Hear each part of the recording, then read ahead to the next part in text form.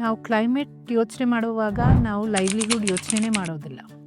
Jobs, skills ಇವೆಲ್ಲ ನಾವು ಸೆಪ್ರೇಟಾಗಿ ಯೋಚನೆ ಮಾಡ್ತೀವಿ. When we think of livelihoods ನಾವು ಇಂಡಸ್ಟ್ರೀಸ್ ಯೋಚನೆ ಮಾಡ್ತೀವಿ.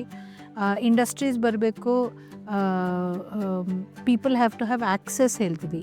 ಯಾರಿಗೆ ಆ್ಯಕ್ಸೆಸ್ನ ನಾವು we don't nail it down. ಇವತ್ತಿನ ಕ್ಲೈಮೇಟ್ ಚರ್ಚೆಯಲ್ಲಿ ನಾವು ಬೀದಿ ಬದಿ ವ್ಯಾಪಾರಿಗಳಿಗೆ ಹವಾಮಾನ ವೈಪರೀತ್ಯಗಳಾದಾಗ ಅತಿಯಾದ ಮಳೆಯಾದ ಸಂದರ್ಭದಲ್ಲಿ ಪೊಲೀಸರು ಅವರಿಗೆ ಟ್ರಾಫಿಕ್ ಆಗುತ್ತೆ ಅಂತ ಹೇಳಿ ಜನದಟ್ಟತೆ ಆಗೋದು ಅಂತ ಹೇಳಿ ವ್ಯಾಪಾರ ಮಾಡಲಿಕ್ಕೆ ಬಿಡೋದಿಲ್ಲ.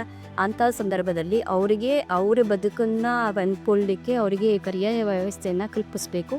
ಈ ಒಂದು ವಿಷಯಕ್ಕೆ ಸಂಬಂಧಪಟ್ಟ ಹಾಗೆ ಲೇಔಟ್ ಮಾಡಬೇಕಾದ್ರೆ ಆ ಡಿಸೈನಿಂಗಲ್ಲಿ ಈ ಒಂದು ವಿಷಯವನ್ನು ಗಂಭೀರವಾಗಿ ಪರಿಗಣನೆಗೆ ತಗೋಬೇಕು.